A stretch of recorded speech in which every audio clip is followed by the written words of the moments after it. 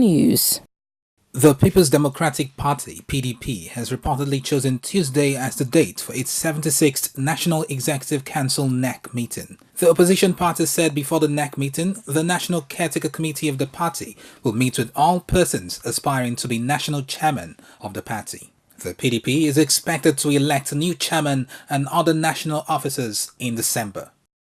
The Federal High Court in Abuja says bank account owners who are yet to have a bank verification number (BVN) run the risk of forfeiting their money to the federal government within the next 2 weeks unless they can justify their ownership of such accounts. This is coming after the court granted a temporary forfeiture order on such accounts. It also restrained commercial banks from operating such accounts for the meantime and directed them to disclose the owners of the accounts and the status of the funds in them. The Nigerian Interbank Settlement System, meanwhile, says a total of 45.85 million bank accounts remain unlinked, although when compared with the active accounts, the number stood at 15.72 million unlinked to BVN as at February 2017.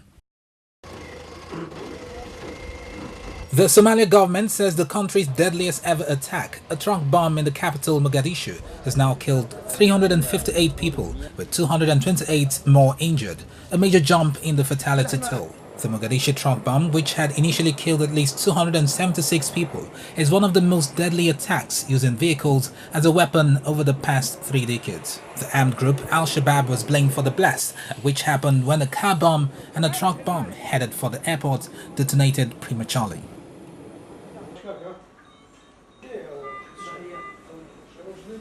Kurdish men are being treated in a hospital in Erbil after suffering injuries during clashes between Iraqi forces and Kurdish fighters. The clashes came as the central government said it had wrested back control of the last area of the disputed Kirkuk province in the latest stage of a sweeping operation after a controversial independence vote. The government advances and Kurdish retreat have rewritten the volatile boundaries between the two sides and trashed Erbil's dreams of independence, which soared after a September 25 referendum held in defiance of Iraq.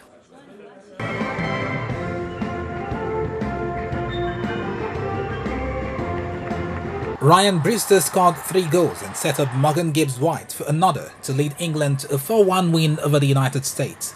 The result moves them to the Wednesday semi-finals of the Under-17 World Cup holding in India. And that's the news.